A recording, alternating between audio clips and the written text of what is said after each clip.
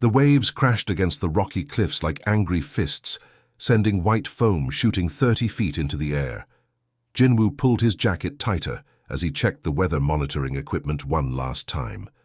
The storm was getting worse, and he needed to secure everything before heading back to the research station. Thunder rolled across the grey sky as he packed his tools into the waterproof case. This coastal laboratory had been his home for 3 months now, studying how marine life adapted to climate change. It wasn't glamorous work, but someone had to do it.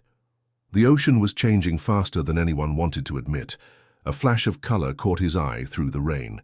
Something was falling from the stormy clouds, spinning wildly as it plummeted toward the churning water below.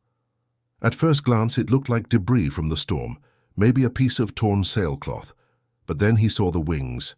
It was a bird, but unlike any he had ever seen. Even from this distance, even through the driving rain, he could make out feathers that seemed to shift color like oil on water. Rainbow hues flickered across its wings as it tumbled helplessly through the air. The creature was large, almost the size of an eagle, but its proportions were all wrong.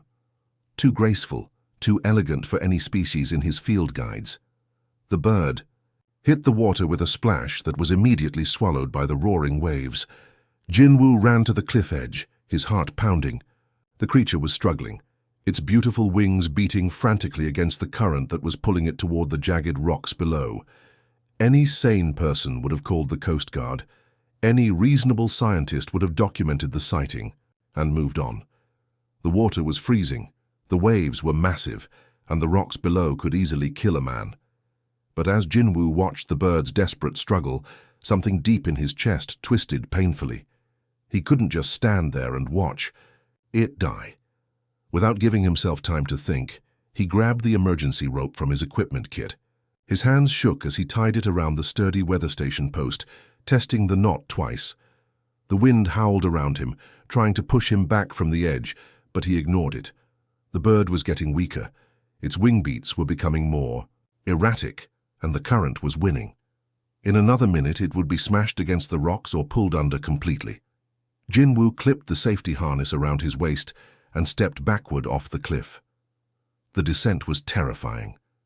The rope burned through his wet gloves as he rappelled down the rock face, fighting against the wind that tried to slam him into the stone. Spray from the waves soaked him instantly, making everything slippery and cold. His muscles screamed with effort, but he kept going. When he reached the narrow ledge just above the waterline, he could see the bird clearly for the first time. Its eyes were unlike anything in nature, a brilliant gold color that seemed to glow even in the storm's darkness. They fixed on him with an intelligence that made his breath catch. This wasn't just an animal looking for help. This was something looking at him, really seeing him. The bird had stopped struggling and was floating motionless, trusting him completely. Jinwoo took a deep breath and jumped into the icy water. The shock of the cold nearly knocked him unconscious, but he fought through it, swimming hard against the current.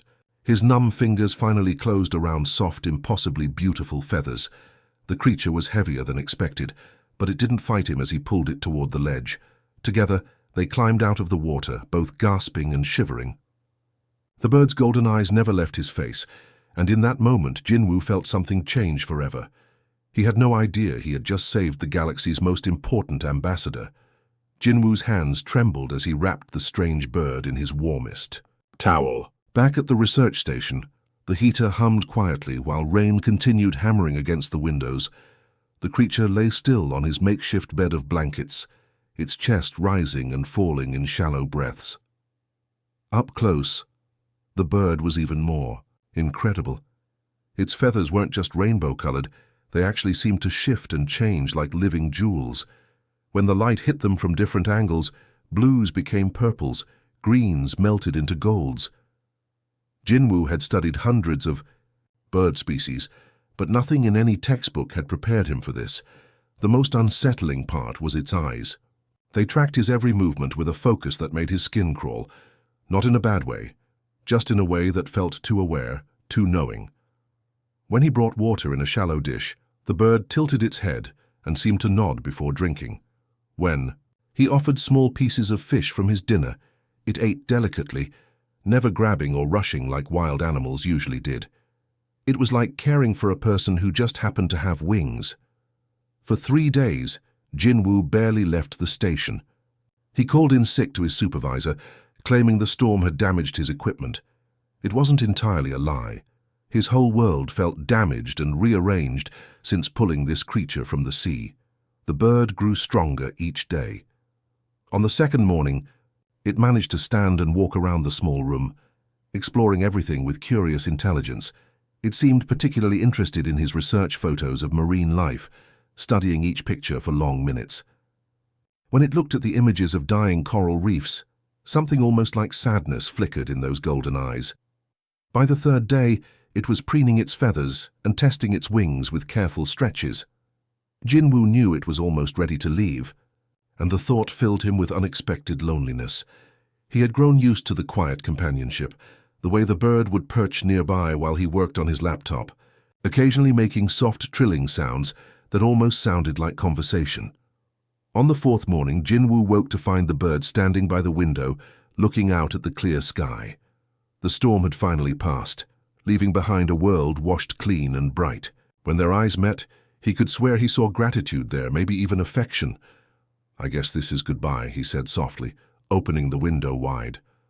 The bird hopped onto the windowsill and turned back to look at him one more time. Then it did, something that made Jinwoo's heart skip. It bowed its head just slightly, like a person saying thank you. The gesture was so human, so deliberate, that goosebumps rose along his arms. With a powerful beat of its wings, the creature launched itself into the morning air. Jinwoo watched it soar higher and higher, its feathers catching the sunlight like scattered diamonds. It circled the station once as if taking one last look at the place where it had healed, then disappeared beyond the horizon. The research station felt impossibly empty afterward. Jinwoo tried to get back to his normal routine, checking water temperatures and collecting samples, but his mind kept drifting back to those intelligent golden eyes. He found himself looking up at the sky constantly, hoping for another glimpse of rainbow feathers. That night he dreamed of flying over vast oceans under alien stars. When he woke, he could still feel the memory of wind beneath wings he didn't have, and the strange certainty that somewhere out there, something extraordinary was thinking of him too. He had no idea that he was right, or that their connection was about to change everything. 2 weeks passed before Jinwoo saw the bird again. He was collecting water samples near the tide pools when a flash of rainbow caught his eye. There it was, perched on a rocky outcrop about 50 feet away, watching him work with those same intelligent golden eyes. "Hey there," he called softly, not wanting to scare it away. "Good to see you're doing well." The bird tilted its head almost like it understood. Then it took off, circling overhead before disappearing again. Jinwoo smiled to himself, feeling oddly pleased that his rescued friend had come to visit. But that was just the beginning. The next morning he found a perfect conch shell sitting on his doorstep. Not unusual by itself, except this particular species didn't live anywhere near this part of the coast. He would have needed to travel 300 miles south to find one like it. As he picked up the shell, wondering how it got there, he spotted the bird watching from a nearby tree. "Did you bring this?" he asked, feeling slightly crazy for talking to a wild animal. The bird preened one wing, looking almost smug, then flew away. By the time his research partner Do-yun arrived the following week, Jinwoo had collected quite a pile of mysterious gifts. Rare shells, unusual pieces of coral, even a perfectly preserved starfish that belonged to a species he was studying for his climate change project. All of them appeared overnight, always with the rainbow bird somewhere nearby the next morning. "You're telling me a bird is bringing you research specimens?" Do-yun laughed as he examined the latest addition to the collection. "Come on, Jinwoo. Maybe you've been alone out here too long." "I know how it sounds," Jinwoo said, trying not to feel defensive. "But look at this stuff. These samples are exactly what we need for the project, and some of them come from places that are days away by boat." Do-hyun shook his head, still grinning. "Birds don't do research, my friend.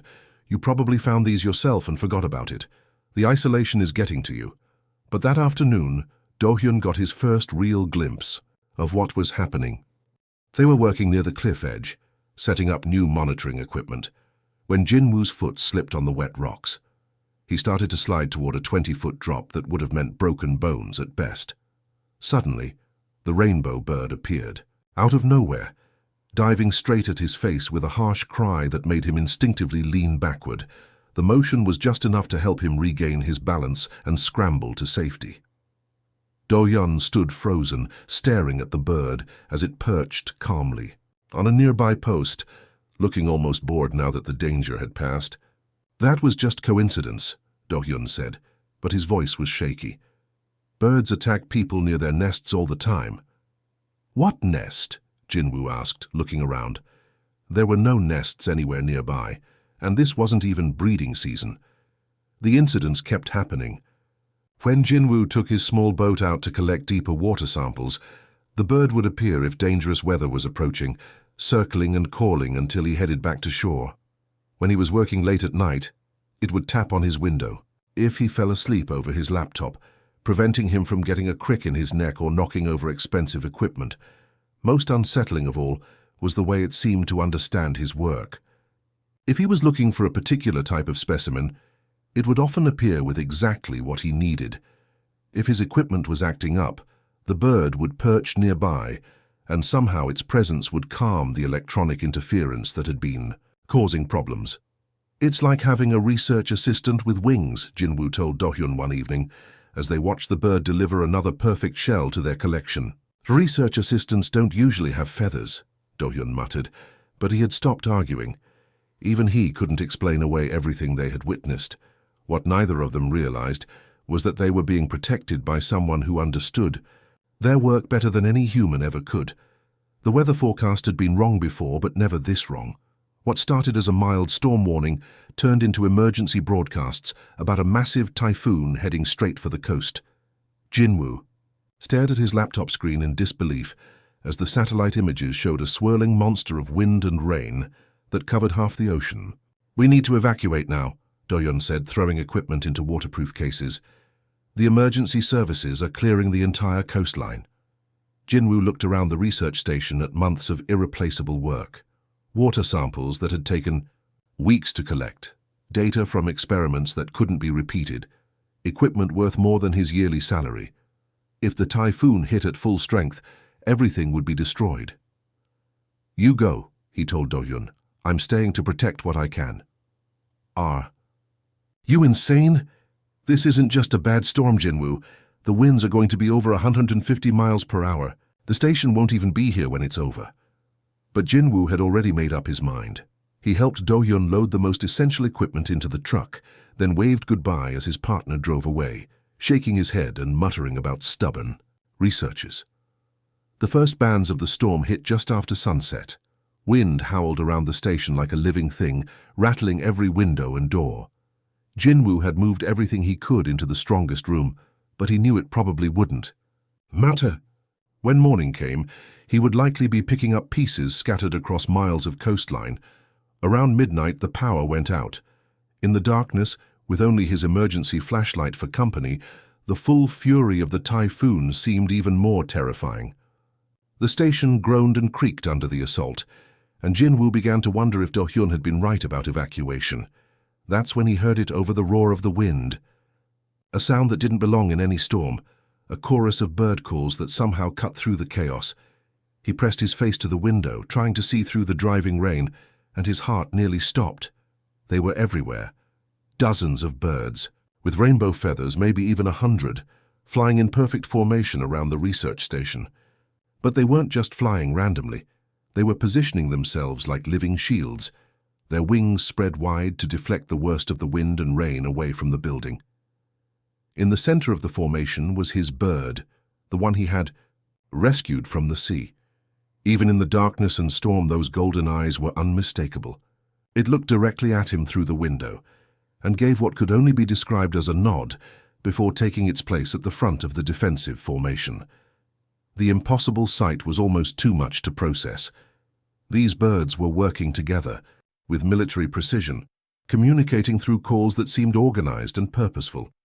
When one tired and needed to rest, another would seamlessly take its place. When the wind shifted direction, they all adjusted their positions instantly, maintaining perfect coverage around the station. For 6 hours, they held their formation. Jinwoo watched in amazement as debris that should have smashed through his walls was deflected harmlessly away.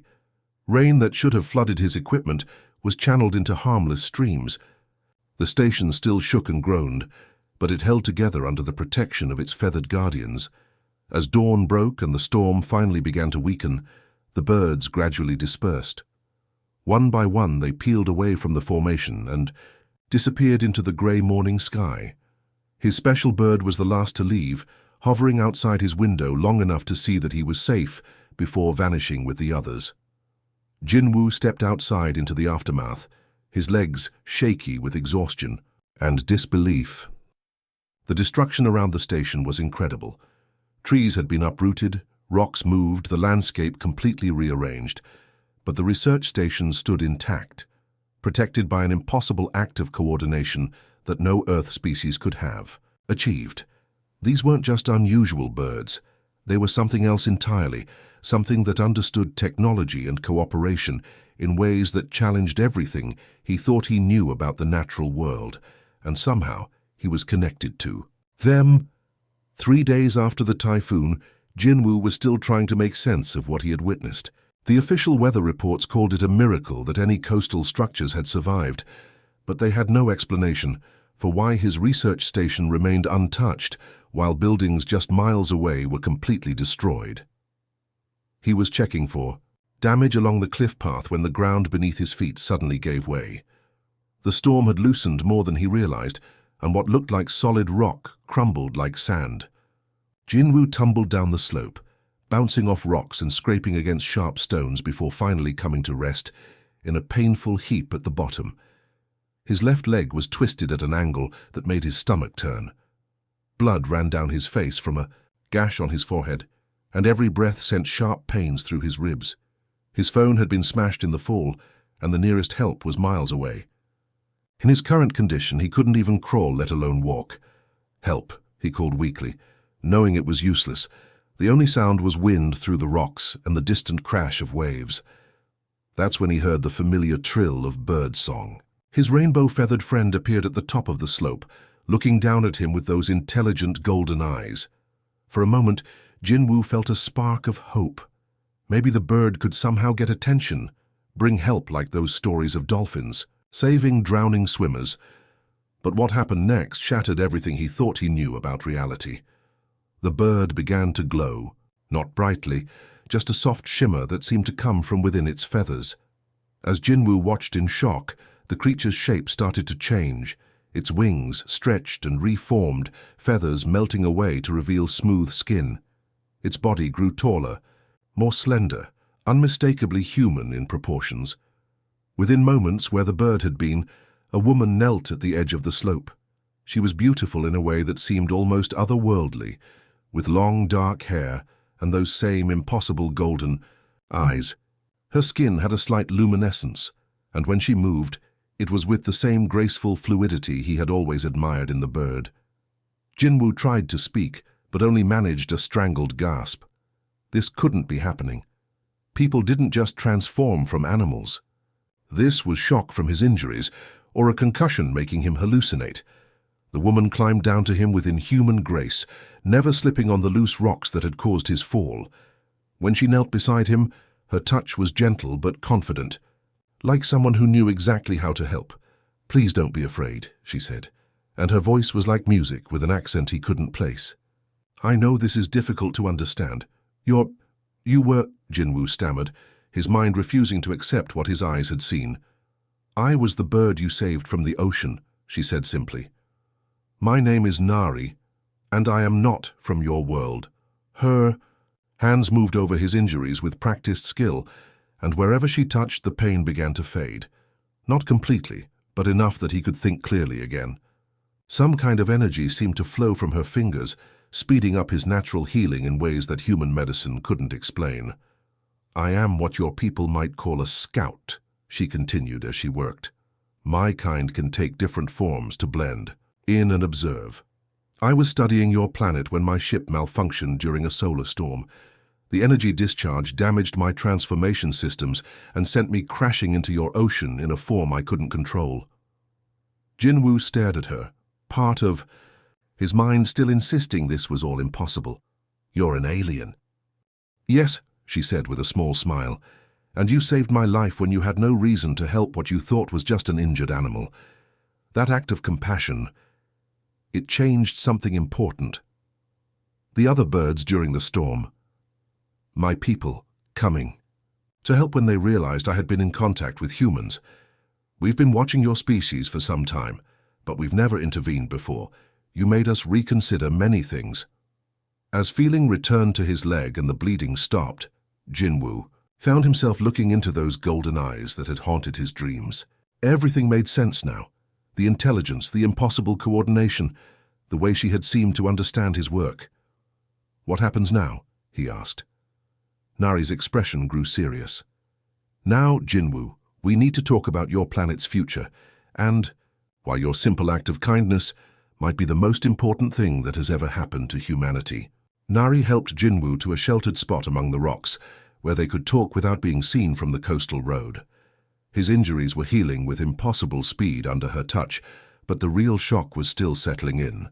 He was sitting next to someone who wasn't even human, having a conversation that would change everything he thought he knew about the universe.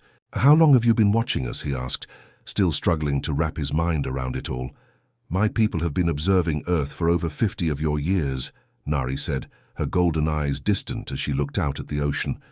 "We are explorers, by nature traveling between worlds to study different forms of life. When we first detected your planet, we were excited. A world full of diverse species, complex ecosystems, intelligent life that had developed technology." She paused, and something sad flickered across her face. "But the longer we watched, the more concerned we became. Your species was destroying everything around them at an incredible rate. Forests disappearing, oceans filling with poison, entire species vanishing forever. We documented it all, catalogued every loss." Jinwoo felt a familiar weight of guilt in his chest. As a marine biologist, he saw the destruction every day in his own research. Dead coral reefs, polluted waters, fish populations crashing.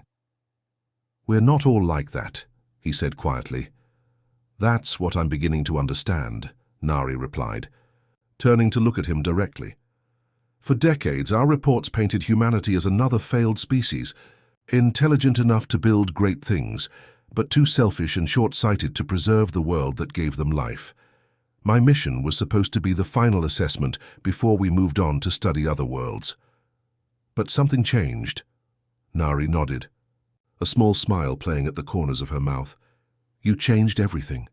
When my ship crashed and I was trapped in that form, struggling in your ocean, I was certain I would die. Your people had ships nearby, boats that could have easily saved me, but they all passed by. Just another animal in distress, not worth their time or effort." Jinwoo remembered that day clearly. He had been the only person on the cliffs, but she was right about the boats. He had seen at least 2 fishing vessels in the distance that could have helped if they had bothered to look. "But you didn't pass by," she continued. "You risked your life to save what you thought was just a bird, not because it was valuable, not because someone was paying you, but simply because you saw a living creature in pain and couldn't walk away. Anyone would have done the same thing." "No, Jinwoo, that's what I thought too at first. So I stayed to observe, to see if your compassion was common among your kind.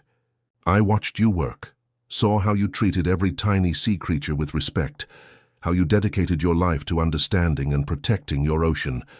But I also saw how rare that attitude truly is."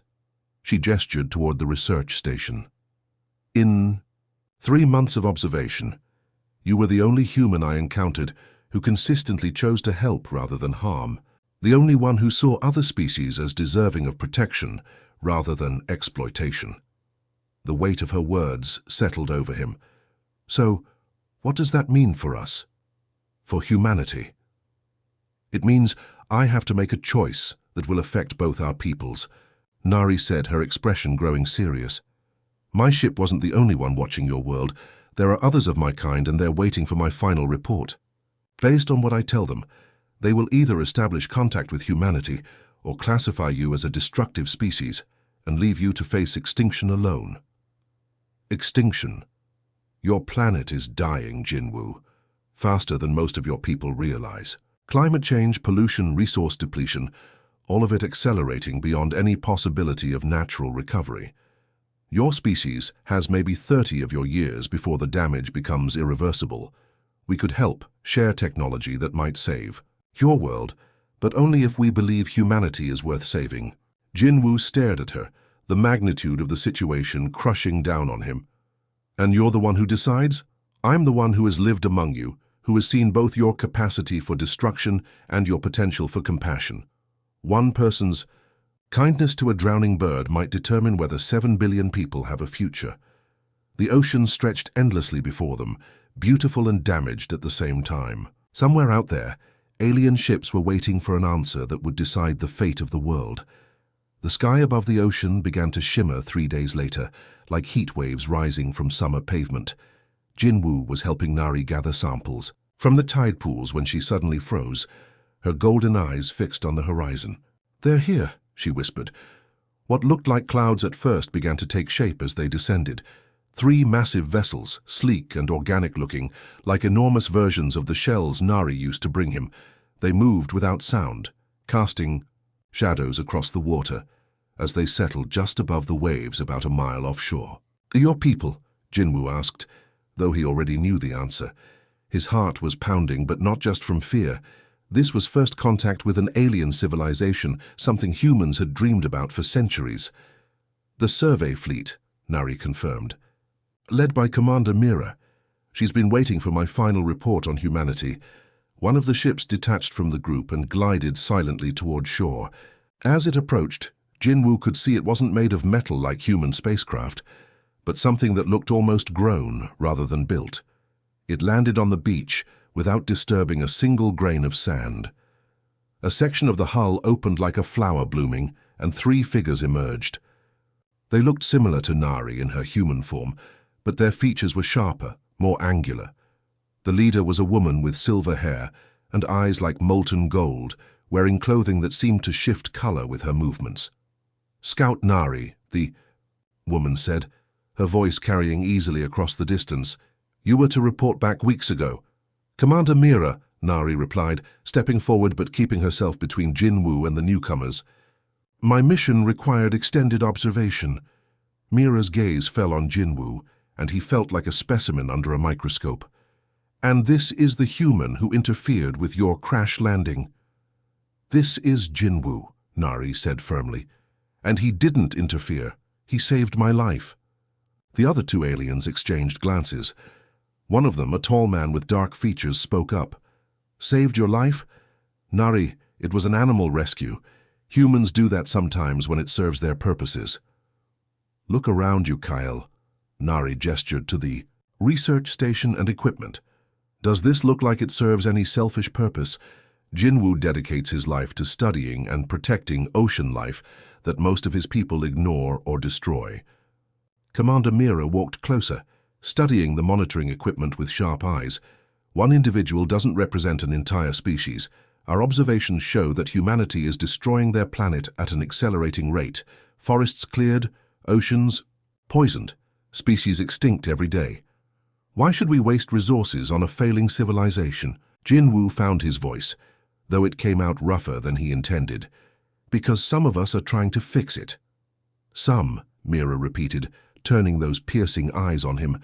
"How many of your people do you think share your dedication to preserving life, human?" The question hit hard because Jinwoo knew the honest answer. "Not enough," he admitted, "but that doesn't mean we don't deserve a chance." "Chances have consequences," the 3rd alien said, a woman with intricate markings on her face. "We have limited resources, limited time. Every world we help takes energy away from others who might be more deserving." "More deserving?" Nari stepped forward, her voice sharp with emotion. "Tala, this human risked his life to save what he thought was just an injured animal. No reward, no recognition, no benefit to himself. When have you ever seen that level of selfless compassion?" "Compassion doesn't undo decades of environmental destruction," Kale argued. "Their oceans are full of plastic, their air is poison, their climate is destabilizing. Even if we gave them our technology, would they use it wisely?" Jinwoo watched this alien debate decide humanity's future, feeling helpless. These beings held technology that could save his dying world, but they saw humans as just another failed species heading for extinction. "They're not all the same," Nari insisted, her voice growing stronger. "Yes, many humans are destructive and selfish, but others, like Jinwoo, dedicate their lives to protecting what remains. They study, they care, they try to heal the damage others have caused." Commander Mira was quiet for a long moment, studying both Nari and Jinwoo. When she finally spoke, her words carried the weight of cosmic judgment. "One compassionate human doesn't prove the species is worth saving," she said. "But your attachment to this individual has clearly compromised your objectivity, Scout Nari. The Council will need to make this decision based on broader evidence." She turned back toward the ship, then paused. "We leave at dawn. Prepare your final report." As the aliens departed, Jinwoo realized that somewhere in the vast ocean above, the fate of every person on Earth was about to be decided by beings who saw humanity as just another disappointing experiment in evolution. That night, Jinwoo couldn't sleep. He sat on the beach watching the alien ships hover silently over the dark ocean, their soft lights reflecting on the water like fallen stars. Somewhere up there, beings from another world were deciding whether humanity deserved to survive. Nari found him there as the first hints of dawn touched the horizon.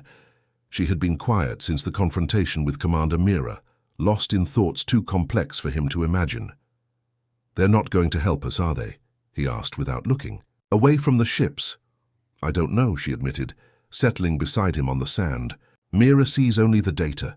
Pollution levels, extinction rates, deforestation statistics. To her, humanity is just another species that failed to evolve past its destructive phase." "Maybe she's right," Jinwoo said quietly. "Look at what we've done to our own planet. If I were judging from the outside, I might make the same choice." "But you're not judging from the outside," Nari said, turning to face him. "You're living it, fighting it, trying to make it better. That matters." Before Jinwoo could respond, a soft chime echoed across the water. The command ship was approaching again, and this time all three vessels were moving. They settled onto the beach in perfect formation, their hulls opening like mechanical flowers. Commander Mira emerged with a larger group this time, maybe a dozen aliens in total. Their expressions were serious, formal. This was clearly an official delegation. "Scout." "Nari," Mira announced.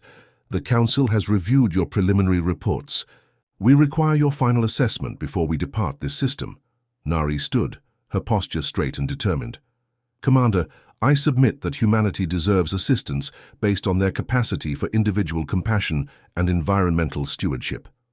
"Based on one human," Kyle interrupted. "That's not sufficient evidence for species-wide intervention." "Then let me provide more evidence," Jinwoo said, surprising himself with his boldness.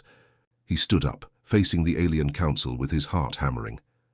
"Let me come with you." The silence that followed was complete, except for the sound of waves on sand. Even Nari stared at him in shock. "What did you say?"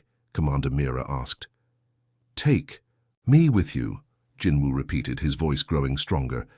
"If you need proof that humans can change, can learn, can be better than what you've observed, then let me show you. Let me be your evidence." "Jinwoo." "No," Nari whispered. "You don't understand what you're asking. My people travel between worlds, sometimes for years at a time. You might never see your home again."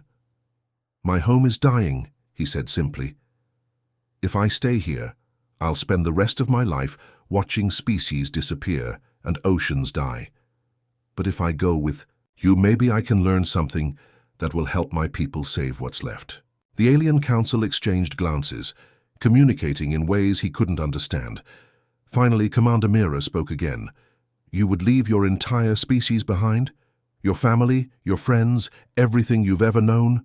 Jinwoo thought about his parents, his colleagues, everyone he cared about. The choice was impossible, but so was watching his world die slowly, while knowing help existed somewhere among the stars. "I don't have a family," he said. "My work is my life, and my work is trying to save the ocean. If learning from your people can help me do that better, then yes, I'll go. This is unprecedented, Tala said, her markings shifting color with what might have been emotion. Humans have never requested to join our expeditions. Because humans have never been asked, Jinwoo replied. How can you judge our capacity for change if you never give us the chance to prove it? Nari stepped closer to him, her golden eyes bright with something that might have been pride. He's right. We've been observing from a distance, cataloging, failures without ever offering alternatives.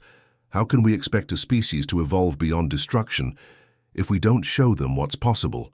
Commander Mira studied Jinwoo for a long moment. You understand that this would be a one-way journey, that you might spend decades learning our ways before you could even attempt to return?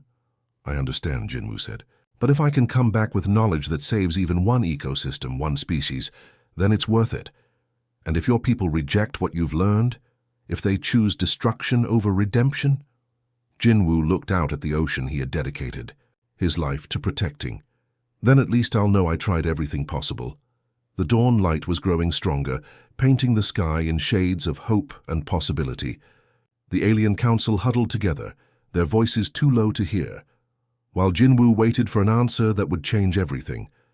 The alien council's discussion lasted for what felt like hours, but was probably only minutes. Jinwoo stood on the beach, watching the sun climb higher while beings from another world decided his fate, and possibly the fate of his entire species.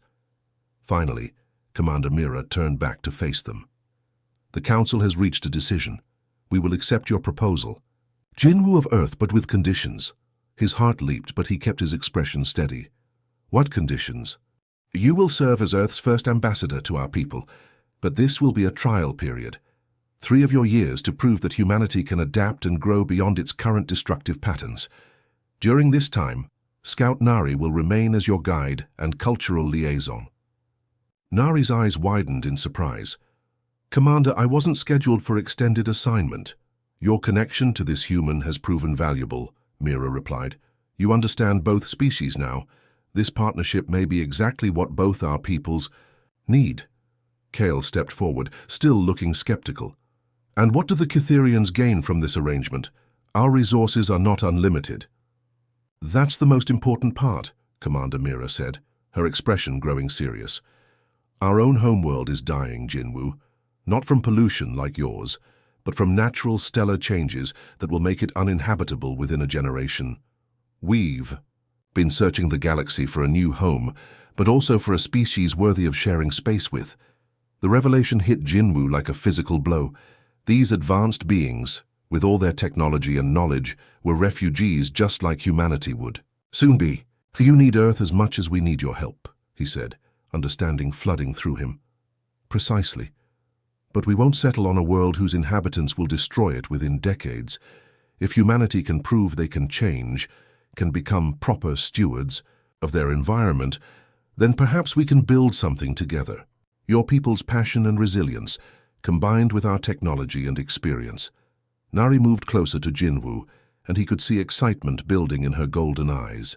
A true partnership between species, humans learning environmental restoration, while Cytherians learn from human innovation and adaptability. But first, Tala added, you must prove this is possible. 3 years, Jinwoo. 3 years to show that one human can master our ways and carry that knowledge back to help his people evolve. What happens if I fail? He asked. Then we leave this system and search elsewhere for a new home, Mira said simply.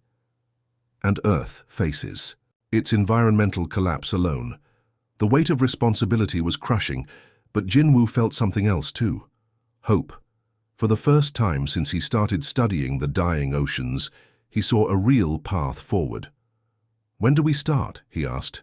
Now, Nari said, taking his hand. The first lesson is learning to breathe in our ship's atmosphere.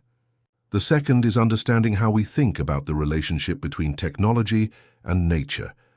As they walked toward the Cytherian vessel, Jinwoo looked back one last time at his research station, at the Earth that had been his entire world. Everything he knew was behind him now. Everything he needed to learn lay ahead. Scared, Nari asked softly. Terrified, he admitted, but also more hopeful than I've been in years. The ship's entrance dilated to welcome them aboard. Inside, Jinwoo could see chambers filled with soft organic light and technology that seemed to grow rather than be built. Somewhere in that alien space, he would learn to think like a being from another world. Months later, when the first Cytherian environmental healing stations appeared in Earth's most damaged ecosystems, the world would wonder where the technology came from. When ocean dead zones suddenly bloomed with life again, when poisoned rivers ran clean, when the climate began to stabilize, scientists would struggle to explain the impossible. But in a laboratory, orbiting between two worlds, a marine, biologist from Earth, and a scout from the stars were already working on the next miracle. Their partnership proved that sometimes the greatest discoveries come not from looking up at the stars, but from looking down at a drowning bird and choosing to dive in anyway. Their bond had become the bridge between two dying worlds, and the foundation for something entirely new.